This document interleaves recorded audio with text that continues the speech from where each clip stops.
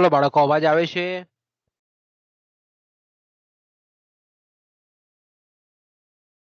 બોલો ભાઈ, રિપ્લાય આપો મને. હા સર, આવે અવાજ? હા સર, આવે છે. ઓકે, ચાલો, થેન્ક યુ.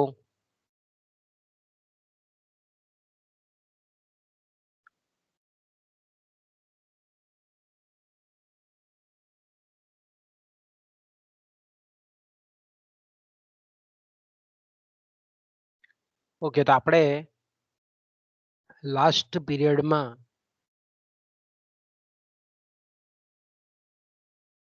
આપણું જે અર્થશાસ્ત્ર પેપર 5 નાણું અને બેન્કિંગ, એટલે જેને આપણે સમગ્ર લક્ષી અર્થશાસ્ત્ર પેપર 1 કહીએ છે, તેનો યુનિટ 1 નો પહેલો મુદ્દો આપણે ચર્ચા કરતા હતા. અને અત્યાર સુધીના પીરિયડમાં આપણે નાણું કોને કહેવાય, નાણાંની ઉત્ક્રાંતિ કઈ રીતે થઈ, નાણાંનો અર્થ, નાણાંની અલગ અલગ અર્થશાસ્ત્રીઓએ આપેલી જે વ્યાખ્યા છે એની આપણે ચર્ચા કરી. અને ગયા પીરિયડમાં આપણે નાણું અને અવેજ નાણું, બરાબર, આની આપણે ચર્ચા કરતા હતા. અને એમાં આપણે જોયું તે પ્રમાણે કે નાણું જે કાર્ય બજાવે છે તેમાં એનું એક બહુ મહત્વનું કાર્ય એ છે વિનિમયના માધ્યમ તરીકેનું. અને એક બીજું જે મહત્વનું એનું કાર્ય છે તે છે મૂલ્ય સંગ્રાહક તરીકેનું, અથવા તો એને આપણે કહીએ છીએ મૂલ્ય સંચય તરીકેનું. તો સામાન્ય રીતે વર્તમાન સમયમાં જો આપણે વાત કરીએ, આધુનિક સમયમાં, તો વિનિમયના માધ્યમ તરીકે ચલણી સિક્કાઓ છે, ચલણી નોટો છે. આ ઉપરાંત પણ કેટલાક અન્ય એવા સાધનો છે કે જેના દ્વારા આપણે વિનિમયને શક્ય બનાવી શકીએ છીએ, સોદાઓને શક્ય બનાવી શકીએ છીએ. તો આપણે એમ કહીએ કે કાયદેસરના જે ચલણી સિક્કાઓ છે અને ચલણી નોટો છે, એ ઉપરાંત જે સાધનોનો ઉપયોગ વિનિમયના માધ્યમ તરીકે આપણે કરવામાં આવે છે તેને આપણે અવેજ નાણું કહીએ છીએ. અવેજ નાણું અત્યારના સંજોગોમાં આપણે જોઈએ તો આધુનિક અર્થતંત્રમાં બહુ મહત્વનું સ્થાન ધરાવે છે. કારણ કે અવેજ નાણું નું બીજું નામ છે સાપેક્ષ નાણું, ઇંગ્લિશમાં એને આપણે નિયર મની કહીએ છીએ. અવેજ નાણું એક એવી અસ્કયામત છે કે જેની કિંમત નાણાંના સંદર્ભમાં નક્કી થયેલી હોય છે અને સરળતાથી, સુલભતાથી, સહેલાઈથી નાણાંમાં એને વટાવીને પરિવર્તિત કરી શકાય છે. પણ એની મર્યાદા એક એ છે કે સીધે સીધા ખર્ચી શકાતા નથી. તો ગઈકાલે પણ મેં તમને કીધું હતું કે ભાઈ આવા અવેજ નાણાં છે એમાં કયા સાધનોનો સમાવેશ થાય છે. તો આપણે જાણીએ છીએ તે પ્રમાણે કે વિનિમય પત્રો છે, સરકારી બોન્ડ છે, ટ્રેઝરી બિલ છે, ખાનગી કંપનીના શેર છે, સરકારી અન્ય જામીનગીરીઓ છે, પોસ્ટ ઓફિસના બચત પત્રો છે, પોસ્ટ ઓફિસની સેવિંગ સ્કીમો છે, બાંધી મુદતની થાપણો છે. આ બધા જે છે તેને આપણે અવેજ નાણાં તરીકે ઓળખીએ છીએ. તો નાણાં અને અવેજ નાણાં વચ્ચેનો જે બેઝિકલી મૂળભૂત જે તફાવત છે તે, એટલે ટૂંકમાં તમને એમ પૂછે પરીક્ષામાં કોઈ વખત કે ભાઈ અવેજ નાણાંની વ્યાખ્યા આપો, તો તમે એ રીતે કહી શકો કે કાયદેસરના નાણાંની નજીક રહેલા કેટલાક સાધનો કે જેના દ્વારા પણ આપણે કંઈક અંશે વિનિમયને સાકાર કરી શકીએ છીએ એને આપણે અવેજ નાણું, સદસ્ય નાણું કે નિયર મની તરીકે ઓળખાવી શકીએ. ઓકે, એટલે આપણે એ પણ ગઈકાલે જોઈ ગયા કે ભાઈ નાણું અને અવેજ નાણું એ જોતા જોતા આપણે ચર્ચા કરતા કરતા અટકેલા હતા કે ભાઈ નાણું શબ્દ જ્યારે આપણે વાપરીએ છીએ ત્યારે ખાસ કરીને એમાં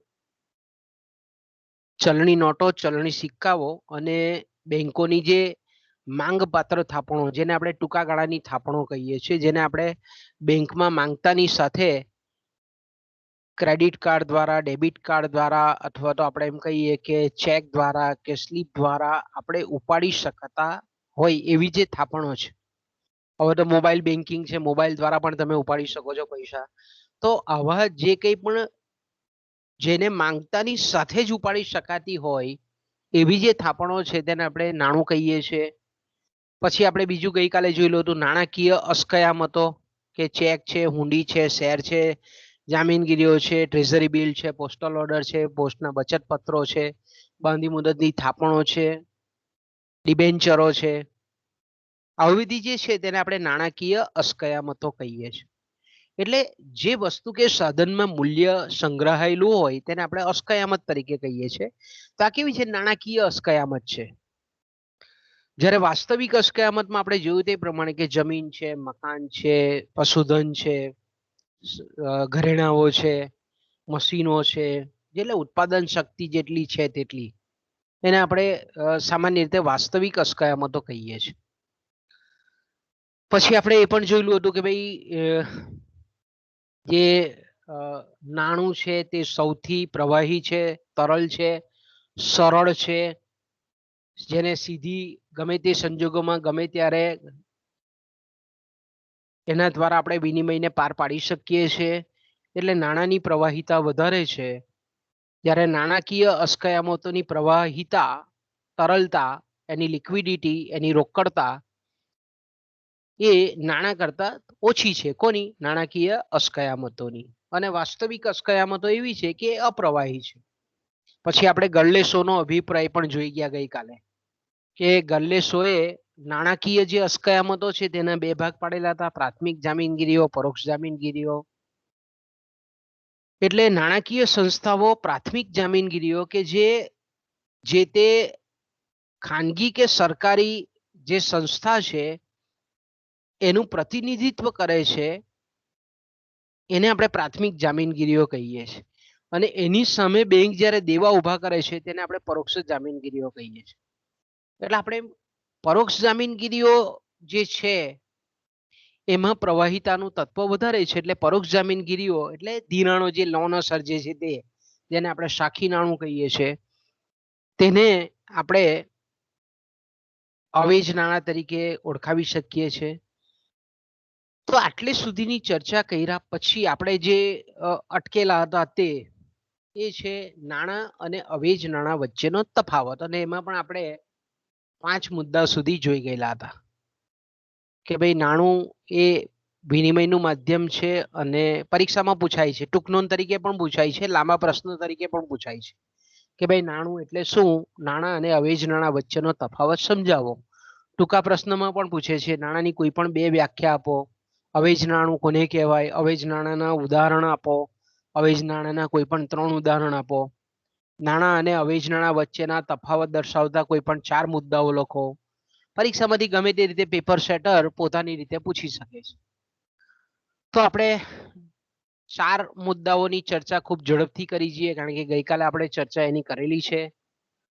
તો કે ભાઈ નાણું એ વિનિમયનું માધ્યમ અને સર્વ સ્વીકૃત છે, સામાન્ય સ્વીકૃતિના ગુણો ધરાવે છે. જ્યારે અવેજ નાણું, સદ્રશ્ય નાણું, નિયર મની એ સ્વયં ચૂકવણીનું સાધન નથી. એટલે એને પહેલા નાણાંમાં રૂપાંતરિત કરવું પડે અને ત્યાર પછી એને ચૂકવણીના સાધન તરીકે ઉપયોગી કરી શકાય, ઉપયોગમાં લાવી શકાય. નાણું એટલે મેં કીધું તેમ ચલણી નોટો, ચલણી સિક્કાઓ અને બેંકોની ટૂંકા ગાળાની માંગપાત્ર થાપણો. જ્યારે અવેજ નાણાંમાં બાંધી મુદતની થાપણો, બચત પત્રો, વિનિમય પત્રો, સરકારના બોન્ડ, શેર, પોસ્ટ ઓફિસની સ્કીમો, ડિબેન્ચર, વેપારી પત્રો, ઇન્સ્યોરન્સ કંપનીની પોલિસીઓ, તિજોરી પત્ર, અન્ય જામીનગીરીઓ, સરકારી બોન્ડ વગેરે જેવી નાણાકીય અસ્કયામતોનો સમાવેશ આપણે કરીએ છીએ અવેજ નાણાંમાં.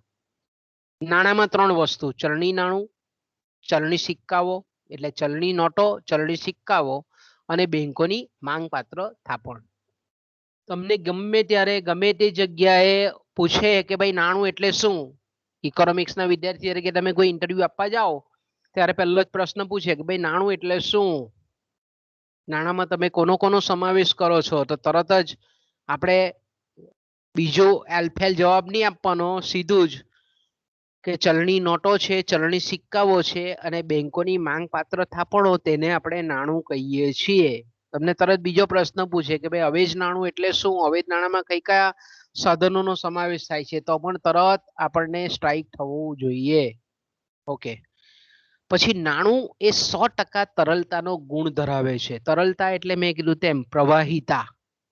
લોકો તરત જ એનો સ્વીકાર કરી લે.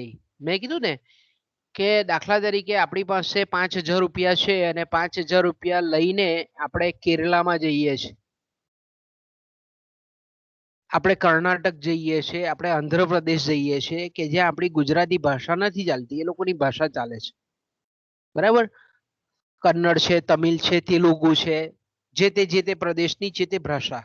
પણ તમે જ્યારે પૈસા લઈને તમારી પાસે 5,000 રૂપિયા ભારતીય કાયદેસરની ચલણી નોટો લઈને ત્યાં જાઓ છો, ભલે તમે એની ભાષા નથી જાણતા, ભલે તમે એને ઓળખતા નથી, કોઈ તમારો સગા સંબંધી નથી, તમારા સમાજનો નથી, પણ એ 5,000 રૂપિયા લઈને જાઓ તો તરત તમને એ વસ્તુ કે સેવા જે કંઈ પણ તમારે જરૂરિયાત હોય તે તરત જ સ્વીકારી લે. તરત જ, એ રાત્રે 2 વાગે હોય કે સવારે 5 વાગે હોય કે બપોરે 1 વાગે હોય.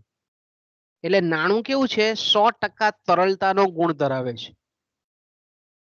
ચુકવણીના સાધન તરીકે સર્વ સ્વીકૃત છે, સામાન્ય સ્વીકૃતિ ધરાવે છે. સ્થળ, સમય, સંજોગ ગમે ત્યારે નાણાંની મદદથી તમે તમારી જરૂરિયાતને સંતોષી શકો છો. જ્યારે અવેજ નાણાંમાં સંપૂર્ણ તરલતાનો અભાવ છે.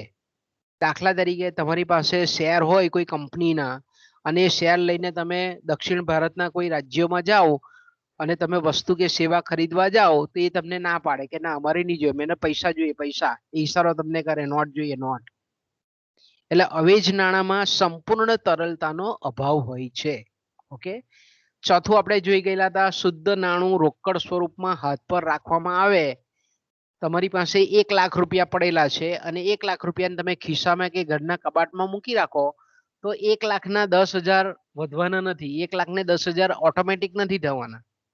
હા, પણ 1 લાખ રૂપિયાને તમે પોસ્ટમાં મૂકો તો વર્ષના અંતે 1 લાખને 10,000 રૂપિયા થાય. કેમ? કારણ કે અવેજ નાણું હાથ પર રાખવાથી વ્યાજની આવક મળે છે.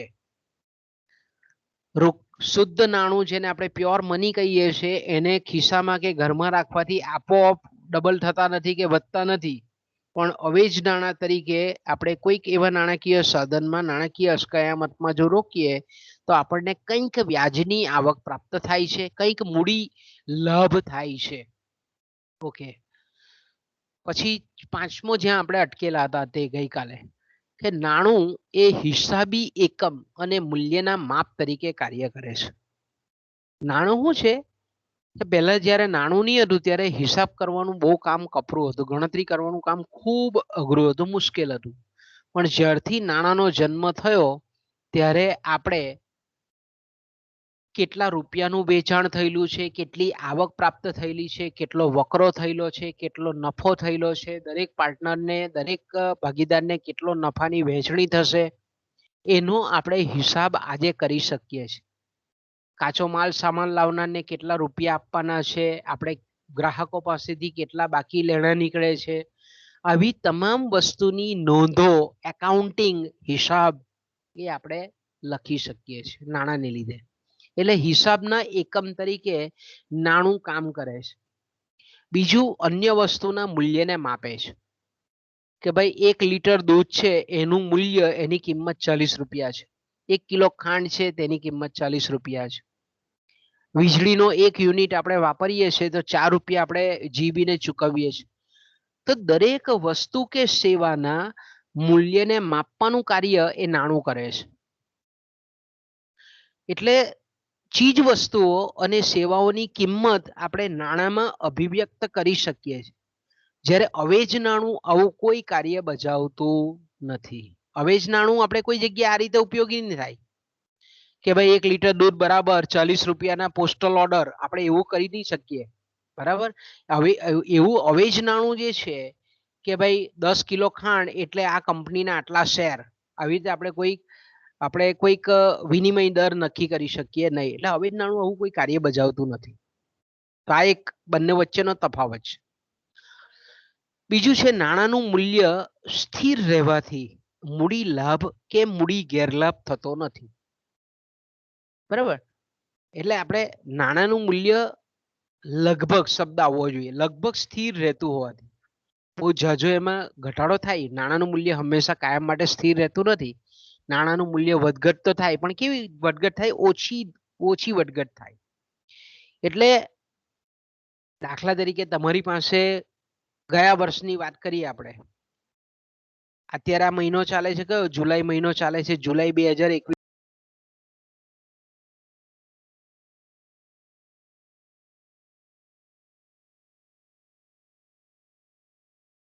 1,000 રૂપિયા હતા અને અત્યારે એ 1,000 રૂપિયા તમે વાપરા વગરના રહેવા દીધા છે 2021માં. તો એ 1,000 રૂપિયા વડે તમે 1 વર્ષ પહેલા જે વસ્તુઓ ખરીદી શકતા હતા એ જ વસ્તુઓ અત્યારે પણ ખરીદી શકો છો. તો આપણે એમ કહી શકીએ કે નાણાંનું મૂલ્ય કેવું રહેલું છે? 1 વર્ષ પહેલાની એની ખરીદ શક્તિ હતી તે પણ જેટલી હતી તેટલી અત્યારે પણ છે, 1 વર્ષ પછી પણ. એટલે નાણાંનું મૂલ્ય અથવા તો નાણાંની ખરીદ શક્તિ સ્થિર રહે છે. એટલે એને લીધે શું થાય? મોટે ભાગે સ્થિર રહે છે. હા, પણ સમયનો લાંબો ગાળો જોઈએ કે ભાઈ દાખલા તરીકે આપણે એમ કહીએ કે 1,000 રૂપિયા 1950માં હતા તો તેની ખરીદ શક્તિ તે વખતે બહુ ઊંચી હતી, અત્યારે એટલી બધી નથી. સમયના લાંબા ગાળાની વાત કરીએ આપણે તો સમયના લાંબા ગાળામાં નાણાંનું મૂલ્ય એ ઘટતું હોય, વધતું બી હોય ઘણા સંજોગોમાં, પણ મોટે ભાગે ઘટવાનું વલણ દર્શાવે. પણ અહીંયા આપણે એવું માની લઈએ છીએ કે સમયના ટૂંકા ગાળાને ધ્યાનમાં રાખીને કે ભાઈ નાણાંનું મૂલ્ય સમયના ટૂંકા ગાળામાં સ્થિર રહેવાથી, એને સાચવી રાખવાથી, એનો સંગ્રહ કરવાથી કોઈ મૂડીનો લાભ કે ગેરલાભ થતો નથી. જ્યારે અવેજ નાણાંમાંથી મૂડી લાભ કે ગેરલાભની શક્યતા છે. હવે એનું દાખલા તરીકે હું ઉદાહરણ આપું, અવેજ નાણાંનું ઉદાહરણ આપું. ધારો કે 1 વર્ષ પહેલા તમારામાંથી કોઈક વ્યક્તિએ મૂડીરોકાણ કરેલું હતું, રિલાયન્સ કંપનીના શેર ખરીદેલા હતા. 1 વર્ષ પહેલા કંપનીના શેર, મેં કીધું ખાનગી કંપનીના શેર એ અવેજ નાણું છે. ધારો કે રિલાયન્સ કંપનીનો એક શેર ખરીદેલો હતો અને તે વખતે જુલાઈ 2020માં ખરીદેલો હતો, એની કિંમત 1,000 રૂપિયા હતી. જો મૂડી લાભ કોને કહેવાય, તે મૂડી ગેરલાભ કોને કહેવાય તેની વાત છે. 1 વર્ષ પહેલા 1,000 રૂપિયાની કિંમતનો એક શેર રિલાયન્સનો ખરીદેલો હતો. અત્યારે જુલાઈ 2021માં તમે વેબસાઇટ જુઓ શેર બજારની અથવા તો ન્યૂઝપેપરમાં તમે જુઓ શેરના ભાવ આવે તેમાં, ધારો કે રિલાયન્સનો ભાવ અત્યારે રિલાયન્સ કંપનીના એક શેરનો ભાવ 2,100 રૂપિયા છે. 2020માં જુલાઈ 2020માં તમે જ્યારે ખરીદેલા હતા ત્યારે 1,000 રૂપિયાની કિંમત હતી એક શેરની. 1 વર્ષ પછી એની કિંમત અત્યારે 2,100 રૂપિયા છે. એટલે તમારા પૈસા ડબલ થઈ ગયા, ડબલની પણ ઉપર થયા. તો આને આપણે મૂડી લાભ કહીએ છીએ. એને શું કહીએ છીએ? Capital gain. ઇંગ્લિશમાં એને શબ્દ વાપરીએ છીએ મૂડીનો લાભ. 1,000ના 2,100 રૂપિયા થયા. અત્યારે તમે એ શેરને વેચો તો 2,100 રૂપિયા થાય. તમને 1,000 મૂળ મૂડી તો મળે જ, પણ સાથે સાથે 1,100 રૂપિયા મૂડીનો લાભ પણ થાય, કેપિટલ ગેઇન થાય. અચ્છા, તો અવેજ નાણાંમાં આપણને કહીએ કે મૂડી લાભ પણ થાય અને મૂડી ગેરલાભ. દાખલા તરીકે મૂડી ગેરલાભની વાત કરીએ આપણે કે ધારો કે કોઈક બીજી કંપનીના તમે શેર ખરીદા, બરાબર? એ શેરનો ભાવ તમે 1,000 રૂપિયાના 10 શેર ખરીદા, 1,000ના 100 રૂપિયાની કિંમતના 10 શેર ખરીદા. હવે દાખલા તરીકે 1 વર્ષ પહેલા તમે ખરીદેલા હતા 100 રૂપિયાની કિંમતના 10 શેર, તમારી પાસે 1,000 રૂપિયા હતા. અત્યારે તમે એ 10 શેરને વેચવા જાઓ છો, એની બજાર કિંમત ધારો કે 50 રૂપિયા છે. તો તમે 1,000 રૂપિયા રોકેલા હતા, પણ અત્યારે તમે વેચવા જાઓ છો તો માત્ર 500 રૂપિયા તમને મળે છે. તો આને આપણે કહીએ છીએ મૂડી ગેરલાભ. તો અહીંયા આપણને જે તફાવત છે નાણાં અને અવેજ નાણાં વચ્ચે, નાણું તમે 1000 રૂપિયા રાખી મૂકો છો ઘરમાં, ખિસ્સામાં, તિજોરીમાં, તમારી પેટીમાં. 1 વર્ષ પછી 1000 રૂપિયા 1000 રૂપિયા જેટલા જ રહે છે. પણ અવેજ નાણાંમાં મેં કીધું તેમ કંપનીના શેરમાં તમે રોકો તો તમને લાભ પણ થાય અને ગેરલાભ પણ થાય. અવેજ નાણાંમાં મૂડી લાભ પણ થવાની શક્યતા છે અને મૂડી ગેરલાભ થવાની શક્યતા પણ છે. 1000 રૂપિયાના 1 વર્ષ પહેલાના 1000 રૂપિયાના અવેજ નાણાંમાં રોકેલા પૈસા અત્યારે તમને 2100 રૂપિયા પણ આપે છે.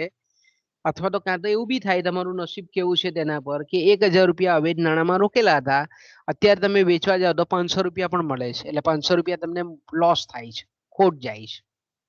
તો અવેજ નાણું હાથ પર રાખવાથી આ રીતે લાભ પણ થાય છે અને ગેરલાભ પણ થાય છે. જ્યારે નાણું હાથ પર રાખવાથી આપણને આવો કોઈ મૂડી લાભ પણ નથી થતો અને મૂડી ગેરલાભ પણ થતો નથી. ટૂંકમાં અવેજ નાણું જેટલા અંશે, ત્યાર પછીનો તફાવતની વાત કરીએ. તફાવત નંબર 7.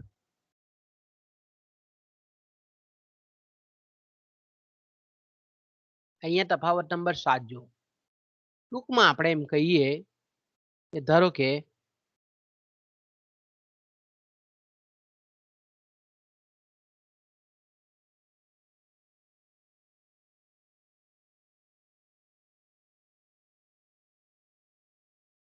ટૂંકમાં આપણે એમ કહીએ કે અવેજ નાણું જેટલા અંશે નાણાંની નજીક, એટલે રોકડ નાણાંની જેટલા અંશે નજીક, એટલા અંશે આપણે એમ કહીએ કે એની તરલતા વધારે, એની પ્રવાહિતા વધારે, એની લિક્વિડિટી વધારે. અને જેમ પ્રવાહિતા વધારે તેમ તેમાંથી પ્રાપ્ત થતી આવક ઓછી. આ સંબંધ તમારે ખાસ યાદ રાખવાનો. અવેજ નાણું જેટલા અંશે નાણાંની નજીક એટલે અંશે તેની રોકડતા, એની પ્રવાહિતા વધારે. એટલે અવેજ નાણાંના એવા સાધનો કે ભાઈ એકદમ રોકડ જેવું કામ કરતું હોય. મેં કીધું તેમ કે બેંકમાં તમે બચત ખાતામાં મૂકેલી થાપણો છે કે ચાલુ ખાતામાં મૂકેલી થાપણો છે, તેને તમે માંગતાની સાથે આપણે એમ કહીએ ગોપાડી શકાય. એટલે આપણે એમ કહી શકીએ કે આવી જે માંગ પાત્ર થાપણો છે તેની પ્રવાહિતા વધારે અને તેમાંથી પ્રાપ્ત થતી આવક ઓછી, તો એના પર આપણને વ્યાજનો દર બચત ખાતામાં 3% મળે, 2% મળે. વર્ષમાં 100 રૂપિયા રોકો બચત ખાતામાં મૂકો તો 2 રૂપિયા વ્યાજ મળે, એટલે ઓછું વ્યાજ મળે, પ્રાપ્ત થતી આવક ઓછી. જેમ નાણાંની નજીક એની પ્રવાહિતા વધારે તેમ એમાંથી પ્રાપ્ત થતી આવક ઓછી. અને અવેજ નાણું જેટલા અંશે નાણાંથી દૂર, કે જેનો સ્વયં ચૂકવણીના સાધન તરીકે તરત ઉપયોગ નથી થઈ શકતો, એટલે એને આપણે એમ કહી શકીએ કે પ્રવાહિતા ઓછી, એટલે અંશે તેની રોકડતા ઓછી, તેની તરલતા ઓછી, તેની પ્રવાહિતા ઓછી, એમ એમાંથી પ્રાપ્ત થતી આવક વધારે. પ્રાપ્ત થતી આવક એટલે મૂડી લાભ થવાની શક્યતા વધારે, મૂડી લાભ ગેરલાભ થવાની શક્યતા વધારે. ઓકે, ત્યાર પછી 8મો જે મુદ્દો છે બે વચ્ચેનો, કે નાણાંના પુરવઠાની દ્રષ્ટિએ અવેજ નાણાંનો ખ્યાલ પણ ખૂબ જરૂરી છે, ખૂબ મહત્વનો છે, અગત્યનો છે. સરકાર તેની નાણાકીય નીતિ, જો આ શબ્દ તમને વારંવાર આવે છે, નાણાકીય નીતિ, જેને આપણે ઇંગ્લિશમાં કહીએ છીએ મોનિટરી પોલિસી. નાણાકીય નીતિ એટલે શું? તો કે ભાઈ મધ્યસ્થ બેંક અને કેન્દ્ર સરકારનું જે નાણાં ખાતું છે, નાણાં મંત્રાલય જેને આપણે કહીએ છીએ, એ બંને જણા, એટલે કેન્દ્ર સરકારનું નાણાં ખાતું, યુનિયન ગવર્મેન્ટનું જે ફાઇનાન્સ ડિપાર્ટમેન્ટ છે તે, અને ભારતની મધ્યસ્થ બેંક એટલે કે રિઝર્વ બેંક ઓફ ઇન્ડિયા, આ બંને જ્યારે ભેગા મળીને અર્થતંત્રની જરૂરિયાત પ્રમાણે જ્યારે નાણાંના પુરવઠાનું સંચાલન કરે છે અને એના માટેની જે કંઈ પણ નીતિ અપનાવે છે તેને આપણે નાણાકીય નીતિ કહીએ છીએ. જો એવું લાગે કે ભાઈ અર્થતંત્રમાં નાણાંનો પુરવઠાની આવશ્યકતા વધારે છે તો બેંક દર ઘટાડે છે, રોકડ અનામતોનું પ્રમાણ ઘટાડે છે, ખુલ્લા બજારમાં જામીનગીરીઓ ખરીદે છે, તો એને પરિણામ સ્વરૂપ શું થાય છે કે નાણાંનો પુરવઠો વધે છે. એટલે જ્યારે આપણે એમ કહીએ કે મધ્યસ્થ બેંક, અર્થતંત્રની મધ્યસ્થ બેંક અને મધ્યસ્થ સરકાર જ્યારે અર્થતંત્રમાં નાણાંના પુરવઠાની જરૂરિયાત પ્રમાણે જ્યારે નાણાંના પુરવઠામાં વધારો ઘટાડો કરે છે, તેને આપણે કહીએ છીએ નાણાકીય નીતિ. તો આપણે એમ કહીએ કે સરકાર જ્યારે પણ આ રીતે મધ્યસ્થ બેંક અને સરકાર ભેગા થઈને નાણાંના પુરવઠામાં વધારો ઘટાડો કરે છે, ત્યારે જે રોકડ નાણું છે, ચલણી નાણું જેને આપણે કહીએ છીએ, એના પુરવઠા પર તો અંકુશ આવી જાય છે, કારણ કે એના હાથમાં હોય છે. પણ અવેજ નાણું જે છે, અવેજ નાણું એટલે મેં કીધું તેમ કે આપણે દરેક કુટુંબોએ કંઈક ને કંઈક બચત કરેલી હોય, એ બેંકમાં કરેલી હોય, બાંધી મુદતની થાપણમાં કરેલી હોય, પોસ્ટની કોઈ સ્કીમમાં મૂકેલા હોય પૈસા, કોઈ કંપનીના શેરમાં હોય, એ કંપનીના બોન્ડમાં હોય, સરકારની રિઝર્વ બિલમાં હોય. આ જે અવેજ નાણાં છે તે સરકારનું જે મુખ્ય ધ્યેય છે નાણાકીય નીતિનું, કે નાણાંના પુરવઠાનું અસરકારક સંચાલન થાય, આ અસરકારકતાને મંદ બનાવે છે. શું બનાવે છે? નબળી બનાવે છે. કે દાખલા તરીકે નાણાકીય નીતિ સરકાર એવું ઈચ્છે, મધ્યસ્થ બેંક એવું ઈચ્છે કે અર્થતંત્રમાં નાણાંનો પુરવઠો ઘટવો જોઈએ, અને સરકાર આપણે એમ કહીએ કે મધ્યસ્થ બેંક અને સરકાર એ પ્રમાણેના પગલાં લે, પણ લોકો પાસેના જે અવેજ નાણાં છે, અવેજ નાણાં એટલે હું ભૂતકાળની બચતો છે અવેજ નાણાંના સ્વરૂપમાં, એને વટાવે, અને વટાવે ને ખર્ચ વધારે, તો સ્વાભાવિક છે કે અર્થતંત્રમાં નાણાંનો પુરવઠો ભલે મધ્યસ્થ બેંકે નાણાકીય નીતિ કડક અપનાવી છતાં પણ નાણાંના પુરવઠામાં જે ઘટાડો થવો જોઈએ તે થવા ન દે. કોણ? અવેજ નાણાં. એટલે અવેજ નાણાં જે છે તે નાણાકીય નીતિને મંદ બનાવે છે, એની અસરકારકતાને શું બનાવે છે? મંદ બનાવે છે. તો આ બે વચ્ચેનો તફાવત. જ્યારે કાયદેસરનું ચલણી નાણું છે તે નાણાકીય નીતિને કેવી છે? સહાયક છે. જ્યારે આપણે એમ કહીએ કે આ જે છે અવેજ નાણું, તે આપણે એમ કહીએ કે એની નીતિને મંદ બનાવે છે. ઓકે, ત્યાર પછી આપણે આજની ચર્ચાનો જે મુખ્ય મુદ્દો હતો તેના પર આપણે જઈએ, અને એ મુદ્દો જે છે એ મેં કીધું તેમ કે નાણાંના કાર્યો. એ કયા છે? નાણાંના કાર્યો. ઓકે, તો બાળકો આપણે જાણીએ છીએ તે પ્રમાણે કે નાણાંના કાર્યો ઘણા બધા છે, અને નાણાંના કાર્યોની જો આપણે વાત કરીએ તો ખાસ કરીને કિનલે નામના અર્થશાસ્ત્રી છે, એ કિનલે નામના અર્થશાસ્ત્રીએ નાણાંના કાર્યોને, બરાબર, કે નાણાંના કાર્યોને એમણે સરળતા ખાતર, અભ્યાસની સરળતા ખાતર એણે ઘણા બધા વિભાગોમાં વહેંચેલા છે નાણાંના કાર્યોને. ઓકે, તો સામાન્ય રીતે આપણે એમ કહીએ કે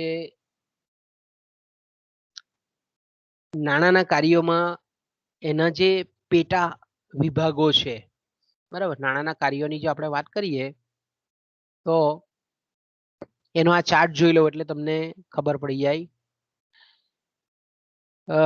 પહેલો જે વિભાગ છે તેને આપણે નાણાંના મુખ્ય કાર્યો કહીએ છીએ, અથવા તો એને આપણે પ્રાઇમરી કાર્યો, પ્રાથમિક કાર્યો, પ્રાઇમરી ફંક્શન્સ જેને આપણે કહીએ છીએ. બીજા જે કાર્યો છે તેને આપણે ગૌણ કાર્યો કહીએ છીએ, અથવા તો એને સહાયક કાર્યો તરીકે પણ એને આપણે ઓળખાવી શકીએ. અને ત્રીજા જે કાર્યો છે તેને આપણે આનુષંગિક કાર્યો કહીએ છીએ, અથવા તો એને બીજા અર્થમાં જો આપણે કેવું હોય તો એને આપણે પ્રકીર્ણ કાર્યો, એ રીતે પણ શબ્દ પ્રયોગ આપણે કરી શકીએ. આ જે ત્રીજા જે કાર્યો છે તેને આપણે શું કહીએ છીએ? પ્રકીર્ણ કાર્યો તરીકે પણ એને આપણે ઓળખાવી શકીએ. આ જે છે તે આનુષંગિક કાર્યો છે તે આપણે ક્રમશઃ જોઈએ, કારણ કે મેં કીધું તેમ કે નાણું છે તે વાસ્તવમાં જો આપણે જોઈએ તો સામાન્ય રીતે શરીરરૂપી શરીર જે છે, માનવ શરીર છે અથવા કોઈ પણ સજીવનું શરીર છે, એમાં લોહી તરીકેનું કામ અર્થતંત્ર રૂપી જે શરીર છે તેમાં નાણું કરે છે. જે રીતે શરીરની અંદર લોહીનું કામ છે, એનો રોલ છે, એ રીતે સમગ્ર અર્થવ્યવસ્થામાં, અર્થતંત્રમાં નાણાંનું કામ એ અર્થતંત્ર રૂપી શરીરમાં લોહી જેવું જ કામ એનું છે. આપણે આગળ ચર્ચા કરી ગયા છે અભ્યાસક્રમ વખતે. તો નાણાંના મુખ્ય જે કાર્યો છે, નાણાંના મુખ્ય કાર્યોમાં બે કાર્યોનો આપણે સમાવેશ કરીએ છીએ. પહેલું જે કાર્ય છે તેને આપણે વિનિમયનું માધ્યમ કહીએ છીએ. પહેલું જે કાર્ય છે તે કયું છે? વિનિમયનું માધ્યમ. આ જે કાર્ય છે તેને આપણે વિનિમયના માધ્યમ તરીકે ઓળખાવીએ છીએ. અને બીજું જે મુખ્ય કાર્ય છે તેને આપણે કહીએ છીએ મૂલ્યનો માપદંડ.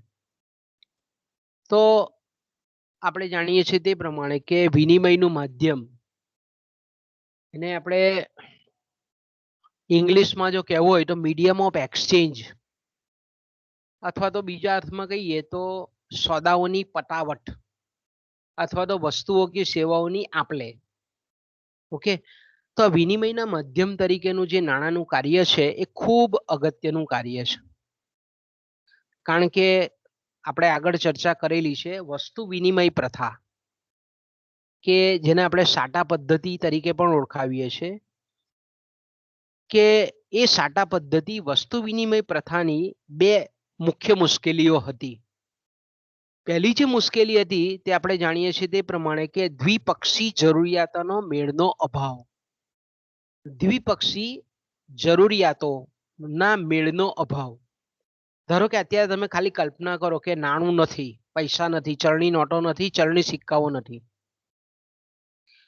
તો ધારો કે આપણે એમ કહીએ કે ડોક્ટર અને લુહાર આ બે વચ્ચેનો ધારો કે વિનિમય થાય છે. લુહારનો છોકરો માંદો પડ્યો અને એ ડોક્ટર પાસે જાય છે. ડોક્ટર એને તબીબી સારવાર આપે છે, દવા આપે છે, બધું આપે છે. તો બદલામાં શું આપે? દાખલા કે નાણું નથી માનો તો લુહાર શું આપવાનો? ડોક્ટરને કોદાળી આપવાનો, કુવાડી આપવાનો, તગારું આપવાનું, શું આપવાનું એને? તો આને આપણે કહીએ છીએ દ્વિપક્ષી જરૂરિયાતોનો અભાવ. ડોક્ટરને લુહારની કોઈ ડાયરેક્ટ જરૂર નથી. લુહારને ડોક્ટરની જરૂરિયાત છે, પણ ડોક્ટરને લુહારની જરૂરિયાત નથી. તો આવા ઘણા બધા સમાજની અંદરના વ્યક્તિ વ્યવસાયિકો છે કે જો નાણું ન હોય, નાણાંના વિનિમયના માધ્યમ તરીકેનું જો કાર્ય ન હોય, તો આ રીતે દ્વિપક્ષી એટલે બંને પક્ષ, લેનાર અને વેચનાર, દ્વિપક્ષી જરૂરિયાતોના મેળનો અભાવ એ ઊભો થતો હતો સાટા પદ્ધતિમાં, વસ્તુ વિનિમય પ્રથામાં. અને બીજું વિભાજન, કે ભાઈ કઈ રીતે વિભાજન કરવું. કે ભાઈ ડોક્ટર તબીબી સારવાર ખેડૂતને આપે તો ખેડૂત છે તો ઘઉં પકવતો હોય તો કેટલા કિલો ઘઉં આપે એને? કે ભાઈ એની તબીબી સારવાર પેટે કેટલા કિલો ઘઉં આપે? 2 કિલો, 5 કિલો, 4 કિલો. તો વિનિમયનો દર એટલે વિભાજન કરવાની પણ મુશ્કેલી હતી, વિનિમયનો દર નક્કી કરવાની પણ મુશ્કેલી હતી. ભાઈ કેટલો, કેટલી ક્વોન્ટિટીમાં આપે, કેટલી જથ્થામાં આપે. તો જ્યારથી નાણું શોધાયું ત્યારે એક તો આ દ્વિપક્ષી જરૂરિયાતોના મેળનો જે અભાવ હતો એને એ મુશ્કેલીને દૂર કરી. અને જે વિભાજનની નાના નાના એકમોમાં આપણે નાણું છે તો આજે આપણે જોઈએ છે બજારમાં 50 પૈસાની વસ્તુ પણ મળે. આપણે સેફટી પિન લેવા જઈએ તો 50 પૈસાની મળે. તમે માથામાં નાખવાની પિન છોકરીઓ લેતા હોય તો રૂપિયાની પિન મળે. તો આપણે નાનામાં નાના એકમ સુધી વિભાજન કરી શકીએ છીએ. જો નાણું નથી તો તમે વિચાર કરી શકો કે વિનિમયમાં કેટલી તકલીફ પડે. આજે આપણે બજારમાં 5 રૂપિયાની વસ્તુ પણ ખરીદીએ છીએ, 50,000 રૂપિયાની પણ વસ્તુ ખરીદીએ છીએ, 1 લાખ રૂપિયાની વસ્તુ પણ ખરીદીએ છીએ. તો આપણે એમ કહીએ કે નાણાંને લીધે આ પરસ્પરની જે જરૂરિયાતોનો અભાવ હતો દ્વિપક્ષી, એની મુશ્કેલીને દૂર કરી, વિભાજનની મુશ્કેલીને પણ નાણાંએ દૂર કરી. હવે તો ઘણું બધું આપણે ઉદાહરણ લઈ શકીએ. દાખલા તરીકે સાટા પદ્ધતિમાં અનાજના બદલામાં કાપડની જરૂરિયાત ધરાવનારી વ્યક્તિએ એવા વ્યક્તિની શોધમાં ભટકવું પડે કે જે વ્યક્તિ કાપડ બનાવતી હોય, કાપડ હોય એની પાસે, અને તેના બદલામાં એ વ્યક્તિ કાપડ જેની પાસે છે એ વ્યક્તિને અનાજની જરૂરિયાત હોય. કેટલી તકલીફ, તમે વિચારો કરો. નાણું જો નહીં હોય તો તમે કેટલી બધી તકલીફ ઊભી થાય. જ્યારથી નાણું આવ્યું ત્યારે શું કે અનાજનો ઉત્પાદક છે એ ફટાક દઈને અનાજનું ઉત્પાદન કરી અને ખેતીવાડી ઉત્પાદન બજાર સમિતિમાં જઈને વેચી આવે, અથવા તો જથ્થાબંધ વેપારીને વેચી આવે. પૈસા લઈ લે અને એની સામે તરત કાપડની દુકાને જઈ અને કાપડ લઈ આવે. તો દ્વિપક્ષી જરૂરિયાત જે છે તેનો અભાવની મુશ્કેલી નાણાંએ આ રીતે દૂર કરી નાખી. દરેક વ્યક્તિ પોતાની વસ્તુના બદલામાં, પોતે ઉત્પાદિત કરેલી વસ્તુના બદલામાં નાણું મેળવે છે અને નાણાં દ્વારા પોતાને જરૂરિયાતવાળી વસ્તુ એ ખરીદી શકે છે સરળતાથી. કારણ કે નાણું આપણે જોયું તે પ્રમાણે, એની વ્યાખ્યાઓ જોઈ તે પ્રમાણે સર્વ સ્વીકૃતિનો ગુણ ધરાવે છે અને સર્વ સ્વીકૃતિનો જે એનો ગુણધર્મ છે એ ગુણધર્મ દ્વારા આપણે એમ કહીએ કે વિનિમયના માધ્યમ તરીકે ખૂબ જ સારી જેને આપણે એમ કહીએ ને ખૂબ સારી સેવા બજાવી શકે છે, ખૂબ સારી રીતે સેવા બજાવી શકે છે. એટલે આપણે એમ કહીએ કે નાણાંને લીધે વસ્તુના બદલામાં વસ્તુનો જે પ્રત્યક્ષ વિનિમય હતો એ પ્રત્યક્ષ વિનિમયની જગ્યાએ પરોક્ષ વિનિમય અસ્તિત્વમાં આવ્યો. નાણાંની લીધે શું થયું તો કે ભાઈ પરોક્ષ વિનિમય શક્ય બન્યો, પરોક્ષ વિનિમય આવ્યો અને પરોક્ષ વિનિમય થયો નાણાંને લીધે એટલે આપણે એમ કહીએ કે વિનિમયનું પ્રમાણ વધ્યું, એટલે સોદાઓનું પ્રમાણ વધ્યું. વિનિમયનું પ્રમાણ વધ્યું એટલે શું થાય તો કે ઉત્પાદક હવે કોઈ ચિંતા નથી ઉત્પાદકને. ઉત્પાદક પોતાની કેપેસિટી પ્રમાણે ગમે તેટલી વસ્તુનું ઉત્પાદન કરે અને બજારમાં જઈને આરામથી વેચી શકવાનો છે. કહે છે કે ભાઈ હું વેચી શકીશ એટલે ઉત્પાદન વધારે છે, ઉત્પાદન વધારે છે એટલે રોજગારી વધે છે, રોજગારી વધે છે એટલે આપણે એમ કહીએ કે લોકોની આવક વધે છે, ખર્ચ વધે છે. આ રીતે આપણે એમ કહીએ કે એક હકારાત્મક સાયકલ, પોઝિટિવ ચક્ર આપણને અર્થતંત્રમાં નાણાંને લીધે જોવા મળે છે. વિનિમયના માધ્યમ તરીકેનું એણે જે કાર્ય બજાવ્યું એને લીધે. બીજું આપણે જાણીએ છીએ તે પ્રમાણે કે નાણું જે છે તે ઘણા બધા અલગ અલગ વિવિધ મૂલ્યો ધરાવતા સિક્કાઓમાં જોવા મળે છે. બરાબર છે. નાણું છે તે આપણે શું કરીએ છીએ કે ભાઈ ઘણા બધા નાના મોટા મૂલ્ય ધરાવતા સિક્કાઓમાં, નોટોમાં જોવા મળે છે. આપણને 1 રૂપિયાની નોટથી માંડીને 5 રૂપિયાનો સિક્કો, 5 રૂપિયાની નોટ, 10 રૂપિયાની નોટ, 20 રૂપિયાની નોટ, 50ની નોટ, 100ની નોટ, આ રીતે અલગ અલગ મૂલ્યના સિક્કાઓ અને નોટોમાં જોવા મળે છે. તો એને લીધે શું થાય, વ્યવહાર શક્ય બન્યો, સરળ બન્યો. ભાઈ આપણે બાલાજીનું વેફરનું પેકેટ લેવું હોય તો 5 રૂપિયા લઈ જઈને 5 રૂપિયાની વેફર લઈ આવીએ, બરાબર. તો કે કારણ કે આપણે 5 રૂપિયાની વસ્તુ બી ખરીદીએ છીએ. કઈ પણ વસ્તુ, જેટલી પણ વસ્તુ નાની મોટી, નાની ક્વોન્ટિટીમાં, મોટા જથ્થામાં લેવી હોય તો વિવિધ મૂલ્ય ધરાવતી ચલણી નોટો અને સિક્કાઓ છે. એટલે વ્યવહાર કેવો બન્યો, વિનિમય એકદમ સરળ બન્યો.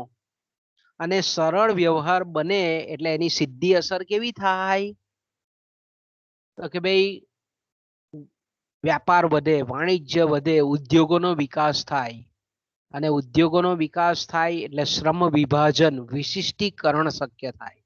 શ્રમ વિભાજન અને વિશિષ્ટીકરણ થાય એટલે મોટા પાયા પરનું ઉત્પાદન શક્ય બને. એટલે આપણે જોઈએ છે મોટી મોટી કંપનીઓ અસ્તિત્વમાં આવેલી છે, મોટી મોટી આખા રાજપીપળાને સમાવી લે એટલી મોટા ઉત્પાદન એકમો આપણે જોઈ શકીએ છીએ આજે. તો કેમ એ શક્ય બન્યું છે? તો એનો શ્રેય જો કોઈને જતો હોય તો એ નાણાંના વિનિમયના માધ્યમનું જે કાર્ય છે એને આભારી છે. બીજું આપણે એમ કહીએ કે નાણાંને લીધે મૂલ્ય પદ્ધતિ, જેને આપણે કિંમત પદ્ધતિ કહીએ છીએ, એ પૂર્ણ બની છે. નાણાંના વિનિમયના કાર્યને લીધે મૂલ્ય પદ્ધતિ એટલે જેને આપણે એમ કહીએ કે દરેક વસ્તુના, દરેક અર્થતંત્રમાં લાખો કરોડો વસ્તુઓનું ઉત્પાદન થાય છે, બરાબર છે. આપણે સ્ટેપલરની પિનથી માંડીને, ટાંકણીથી માંડીને, માથામાં નાખવાની પિનથી માંડીને, બૂટ ચંપલથી માંડીને, ઇલેક્ટ્રિક વાયરથી માંડીને, ટ્યુબલાઇટ, પંખા, ફ્રીજ, અસંખ્ય વસ્તુઓ, કરોડો અબજો વસ્તુઓ આખા વિશ્વમાં દરેક દેશોમાં ઉત્પાદન થાય છે. તો દરેક વસ્તુની કિંમત નક્કી કરી શકાય છે નાણાંને લીધે, જેને આપણે મૂલ્ય પદ્ધતિ કહીએ છીએ. એને આપણે શું કહીએ છીએ? કિંમત નિર્ધારણની પદ્ધતિ. તો આ કિંમત નિર્ધારણ કેવું, ક્યારે શક્ય બન્યું? આપણે બજારમાં જઈએ તો 50 પૈસાની વસ્તુની કિંમત પણ મળે આપણને, 50 પૈસાની કિંમત વાળી વસ્તુ પણ બને. તો એ કેમ બની, શક્ય કેમ બની? તો કે નાણાંને આભારી છે. મૂલ્ય પદ્ધતિ સંપૂર્ણ બની એ નાણાંને આભારી છે. બીજું આપણે જોઈ શકીએ છીએ કે પહેલા વસ્તુના બદલામાં વસ્તુની પ્રથા હતી, વસ્તુ વિનિમય પ્રથા હતી. હવે જ્યારથી આપણે કહીએ કે નાણું આવ્યું, પહેલા આપણે જાણીએ છીએ કે ભાઈ શ્રમ કામ કરતો હતો અને એ જાણતો હતો કે હું ગમે તેટલો શ્રમ કરીશ તો મને એના બદલામાં મને આટલી જ વસ્તુ એનો માલિક છે તે આપવાનો છે. પણ હવે તો આપણે કહીએ છીએ કે નાણાકીય વેતનના સંદર્ભમાં એને નક્કી થયું વેતન વળતર. તો કે ભાઈ હું 5 કલાક કામ કરીશ તો મને 500 મળશે, 10 કલાક કામ કરીશ તો મને 1000 રૂપિયા મળશે. તો અહીંયા આપણે એમ કહીએ કે શ્રમની જે શક્તિ છે, ઉત્પાદન શક્તિ છે, એ ઉત્પાદન શક્તિમાં પણ અનેક ગણો વધારો જો શક્ય બન્યો હોય તો એ નાણાંને લીધે છે. કારણ કે શ્રમ હવે આપણે જોઈએ કે જેમ પગાર વધારે તેમ વધારે કામ કરવા તત્પર થાય. તો તેવા સંજોગોમાં આપણે એમ કહીએ કે નાણાંને લીધે શ્રમ જે મહત્વનું ઉત્પાદનનું સાધન છે, જીવંત ઉત્પાદનનું સાધન છે, એને લીધે શ્રમિકોની ઉત્પાદન શક્તિમાં અનેક ગણો વધારો થયો. અને ઉત્પાદન શક્તિમાં વધારો થયો એટલે ઉત્પાદન વધ્યું એટલે જાણીએ છીએ તે પ્રમાણે કે રાષ્ટ્રીય આવક વધી એટલે માથાદીઠ આવક વધી, માથાદીઠ ખર્ચ વધ્યો, માથાદીઠ વપરાશ બની, પસંદગીની તકો વધી. સીધેટ બધું પછીનું એકબીજા આંતર સંબંધ ધરાવતા પરિબળોમાં આપણને સતત વૃદ્ધિ થતી જોવા મળે છે. ત્યાર પછી આવે છે એનું બીજું મુખ્ય કાર્ય, જેને આપણે પ્રાથમિક કાર્ય કહીએ છીએ, જેને પાયાનું કાર્ય કહીએ છીએ, એ છે મૂલ્યનું માપદંડ અથવા તો મૂલ્યનું માપ. ઓકે, તો બાળકો તમે જાણો છો તે પ્રમાણે કે આપણે નાણાંના કાર્યોને સમજવા હોય તો સાટા પદ્ધતિના ગુણદોષને, વસ્તુ વિનિમય પ્રથાની મર્યાદાઓને આપણે પહેલા પરીક્ષામાં પણ તમારે લખો. તમારું પરીક્ષામાં લખાણ ત્યારે જ એટ્રેક્ટિવ કહેવાય કે એની આગળની જે પદ્ધતિ છે તેની મર્યાદાના સુધારા રૂપે તમે આજે નાણું સુધાર્યું તેના ફાયદા બતાવો. તો એટલે તમારે આ પ્રશ્નમાં જ્યારે પણ તમે લખો પરીક્ષામાં ત્યારે વસ્તુ વિનિમય પ્રથાની આપણે એમ કહીએ કે મર્યાદાઓ કે ટીકાઓને પહેલા લખવાની, પછી નાણાંનું મહત્વ બતાવવાનું. તો અહીંયા તમે જોઈ શકો છો કે મૂલ્યનું માપદંડ અથવા મૂલ્યનું માપ, તો કે સાટા પદ્ધતિમાં મૂલ્યના એક સામાન્ય માપદંડનો અભાવ હતો. કારણ કે વિનિમયમાં આવતી જે વસ્તુઓ છે એના અનેક મૂલ્યો યાદ રાખવા પડતા હતા. કે સિમ્પલ હું તમને કહું કે દાખલા તરીકે ખેડૂત છે તો ખેડૂત ઘઉં બનાવે છે, બરાબર. હવે ખેડૂતને શાકભાજીની જરૂર છે. હવે શાકભાજીમાં બી આપણે એમ કહીએ કે હજારો પ્રકારના શાકભાજી છે. તો ખેડૂત ધારો કે એક ઘઉં બનાવે છે, એને બટાકાની જરૂર છે. તો કે ભાઈ કેટલા વજનના ઘઉં આપે તો કેટલા વજનના બટાકા એ પ્રાપ્ત કરી શકે. પહેલો વિનિમયનો દર ધારો કે આ નક્કી થયો કે ધારો કે એવું નક્કી થયું કે ભાઈ 1 કિલો ઘઉં આપે તેની સામે 2 કિલો બટાકા મળે. આ પહેલો વિનિમય દર નક્કી થયો. અચ્છા, હવે ખેડૂત છે તે ઘઉં જ, એક ખેડૂત છે, એક કુટુંબ છે કે ઘઉં જ બનાવે છે. હવે એને ધારો કે રીંગણની જરૂર પડી તો કે ભાઈ 1 કિલો ઘઉં બરાબર કેટલા કિલો રીંગણ, તો કે આ બીજો વિનિમયનો દર નક્કી થયો. હવે ખાંડ એને જરૂર છે એક ઘઉં બનાવનાર ખેડૂતને, તો ખાંડ તો કે ભાઈ 1 કિલો ઘઉં બરાબર કેટલા ગ્રામ ખાંડ, 100 ગ્રામ ખાંડ, 150 ગ્રામ ખાંડ, 200 ગ્રામ ખાંડ. એ જ રીતે મીઠું છે, એ જ રીતે કાપડ છે, એ જ રીતે ડોક્ટરી સેવા છે. તો કે ભાઈ એ ખેડૂતે કેટલું બધું યાદ રાખવું પડે કે સાલું મારે 500 ગ્રામ ટામેટા લેવા છે તો મારે કેટલા ઘઉં આપવા પડે એને તો મને એની સામે મને આટલા ટામેટા મળે. તો આવી જેટલી પણ વસ્તુઓ છે એ દરેક વસ્તુના સંદર્ભમાં વિનિમય દર અલગ અલગ એ વ્યક્તિએ ઉત્પાદકે યાદ રાખવા પડતા હતા. તો એ કેટલું કપરું કામ, કેટલી બધી તકલીફ વાળું કામ, કેટલું મગજમાં યાદ રાખવાનું, અનેક મૂલ્યો એને યાદ રાખવા પડે. કે દાખલા તરીકે વિનિમય માટે વસ્તુની સંખ્યા 100 હોય પણ 4950 મૂલ્યો યાદ રાખવા પડે. પણ જ્યારથી આપણે એમ કહીએ કે નાણું આવ્યું ત્યારથી નાણાંએ મેં કીધું ને કે મૂલ્ય પદ્ધતિ પૂર્ણ બનાવી. મૂલ્યના કોઈ પણ વસ્તુના મૂલ્યને નક્કી કરવા માટેનો એક સ્ટાન્ડર્ડ મેઝરમેન્ટ, પ્રમાણિત માપદંડ કહીએ છીએ, એનું કાર્ય નાણાંએ બેખૂબીથી બજાવેલું છે. એટલે જે સામાન્ય માપદંડની તકલીફ હતી, અનેક મૂલ્યો યાદ રાખવા પડતા હતા માણસે, એ હવે યાદ નથી રાખવા પડતા. કે ભાઈ 1 કિલો ઘઉં એટલે 40 રૂપિયા, 1 લીટર દૂધ એટલે 30 રૂપિયા, 1 કિલો ખાંડ એટલે 35 રૂપિયા, 1 મીઠાની કિલોની કોથળી 15 રૂપિયા. હવે આપણે એમ કહીએ કે નાણાંને લીધે દરેક વસ્તુના ભાવનું એક સ્ટાન્ડર્ડ પ્રમાણિત માપદંડ થઈ ગયું. એટલે હવે તકલીફ નથી. ખેડૂતને જે વસ્તુ જોઈએ છે ઘઉં ઉત્પાદન કરીને બજારમાં વેચી આવે કિલોના ભાવે જે હોય તે, એની અમે પૈસા લઈને એને જેટલા જોઈતા હોય તે દુકાને જઈને કહે કે ભાઈ આ વસ્તુની કિંમત શું છે, 15 રૂપિયા લે ચાલ 15 રૂપિયા. તો કહેવાનો મતલબ એમ છે કે નાણાં એ એક મૂલ્યના પ્રમાણિત માપદંડ તરીકે સારું કાર્ય બજાવ્યું અને પરિણામ સ્વરૂપ અનેક મૂલ્યો જે યાદ રાખવા પડતા હતા એ મૂલ્યની મુશ્કેલીને દૂર કરી નાખી. આપણે જોઈએ છીએ કે ભાઈ સામાન્ય રીતે આપણને ખબર છે કે કોઈ પણ લંબાઈને માપવી હોય તો મીટરનો ઉપયોગ આપણે કરીએ છીએ, બરાબર? કે દાખલા તરીકે સાડીની લંબાઈ છે તો સાડીની લંબાઈ 5.5 મીટર આપણે શું માપીએ છીએ? કોઈ પણ દુકાને સાડી લેવા જઈએ તો આપણે તરત માપીએ કે ભાઈ સાડી છે તો 5.5 મીટર લાંબી છે કે નહીં. તો લંબાઈને આપણે માપવું હોય તો કે ભાઈ પ્લોટ લેવા જઈએ તો આપણે જોઈએ છીએ કે ભાઈ કેટલા મીટર લાંબો, કેટલા ફૂટ લાંબો પ્લોટ છે. એ જ રીતે આપણે એમ કહીએ કે કોઈક પ્રવાહી લેવા જઈએ તો પ્રવાહી આપણે એમાં માપીએ છીએ, લીટરમાં માપીએ છીએ, લીટરમાં. કે ભાઈ તેલ લેવા જઈએ તો કે 1 લીટર તેલ, 2 લીટર, 5 લીટર પેટ્રોલ પુરાવીએ તો એ લીટરમાં આપણે એને માપીએ છીએ. ઓકે, તેવી જ રીતે નાણું છે તે વસ્તુમાં રહેલા મૂલ્યને માપે છે. બધી જ વસ્તુઓનું મૂલ્ય નાણાંમાં અભિવ્યક્ત કરવામાં આવે છે, વ્યક્ત કરવામાં આવે છે. અને નાણું વસ્તુઓનું મૂલ્ય એ કિંમત અથવા તો પ્રાઇસ જેને આપણે કહીએ છીએ, ભાવ કહીએ છીએ, એના દ્વારા રજૂ કરવામાં આવે છે. એટલે જે વસ્તુનું મૂલ્ય ઊંચું તેના ભાવ ઊંચા. તે વસ્તુ મેળવવા માટે નાણાંના વધારે એકમો ખર્ચવા પડે. ધારો કે મોબાઈલ લેવા જઈએ તો 500 રૂપિયાનો મોબાઈલ પણ બજારમાં મળે ને 20,000નો પણ મળે ને 50,000નો પણ મળે. તો કે ભાઈ જેમ વસ્તુનું મૂલ્ય ઊંચું તેમ આપણે એના વધારે કિંમતો વધારે ચૂકવવી પડે, ઊંચી ચૂકવવી પડે. તો નાણાંનું કેટલું પ્રમાણ વસ્તુ મેળવવા માટે આપવું પડે તેના આધારે વસ્તુનું મૂલ્ય નક્કી થાય.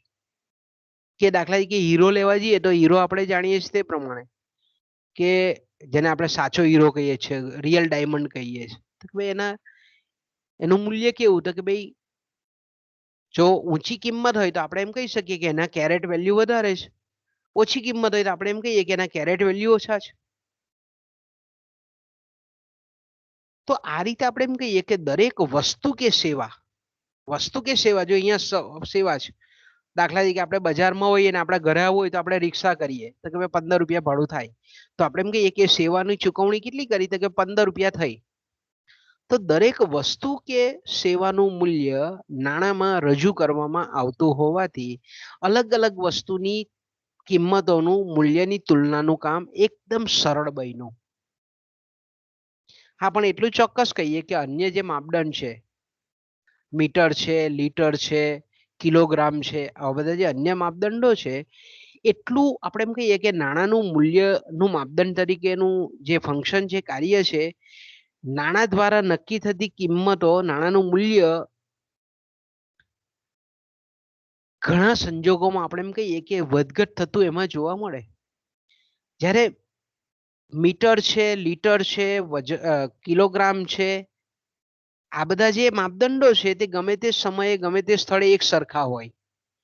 પણ વસ્તુના મૂલ્યની વાત કરીએ આપણે, નાણાંના સંદર્ભમાં નક્કી થયેલું મૂલ્ય છે તે આ રીતના અન્ય જે માપદંડો છે તેટલો આદર્શ માપદંડ નથી. ધારો કે આપણે વાત કરીએ સિમ્પલ કે આપણે બજારમાં જઈએ અને બજારમાં પાણીની બહુ તરસ લાગીને આપણે 10 રૂપિયા ખરીદીએ અને પાણીની બોટલ મળી જાય. ઓકે, બજારમાં જઈએ ત્યારે. પણ ધારો કે આપણે રણ પ્રદેશમાં જઈએ છીએ, બહુ તાપ છે, ઉનાળાનો ભરપૂર તાપ છે અને પાણીની ખૂબ તરસ લાગેલી છે અને આપણે એ જ પાણીની બોટલ જે તમે બજારમાંથી અહીંયાથી 10 રૂપિયાની લીધી એ જ રણ પ્રદેશમાં તમે જાઓ અને ત્યાં કોઈ વેચનારો આપણને મળે તો એ જ બોટલ તમારી પાસેથી 100 રૂપિયા વસૂલે. એ જ બોટલ સેમ વજનનું પાણી, સેમ ક્વોલિટીનું પાણી, છતાં પણ આપણે એમ કહીએ તો અહીંયા તમે જોવો છો સ્થળ બદલાયું, કિંમત બદલાઈ. પણ એ પાણીની અંદર 1 લીટર પાણી છે, 900 ml પાણી છે, એ બદલાતું નથી. એનું માપ છે પ્રવાહીનું તે કેવું છે? સેમ જ છે. પણ આપણે કહીએ કે એની કિંમત છે જે નાણાંના મૂલ્યમાં અભિવ્યક્ત થયેલી છે એ બદલાયા કરે સમયાંતરે. સમય બદલાય, સ્થળ બદલાય. કે અત્યારે દાખલા તરીકે અત્યારે ચોમાસાની સિઝન હવે ચાલુ થશે તો છત્રીના ભાવ રેનકોટના ભાવ વધારે હોય, પણ જેવું આપણે એમ કહીએ કે શિયાળો આવે એટલે છત્રી રેનકોટના ભાવ ઘટી જાય. તો વસ્તુના મૂલ્ય વસ્તુનું જે કિંમત છે મૂલ્ય છે નાણાંના સંદર્ભમાં નક્કી થયેલું એ સમયાંતરે સમય પ્રમાણે સ્થળ પ્રમાણે આપણને બદલાતું જોવા મળે છે. એનું એક મૂલ્ય એક સરખું નથી રહેતું, પણ બીજા માપદંડો મેં કીધું તેમ કે સમાન રહે છે. ઓકે બાળકો, તો તમારો લેક્ચર છે ને પછી? હા સર. મને જવાબ આપો. કોનો છે? કોનો છે? હિના મેડમ નો છે. ઓકે, તો આપણે અટકીએ અહીંયા, શું કરીએ? કે તમે પાછા ભરશો ને પીરિયડ મેડમ નો બી ભરવું નહોતું. તો અહીંયાથી અટકીએ બાળકો, કાલે બીજા કાર્ય જોઈશું. ઓકે, બપોર પછી આપણે લઈ લઈશું એવું હોય તો. ચાલો તો અહીંયાથી વિરામ લઈએ આપણે, બરાબર? ઓકે.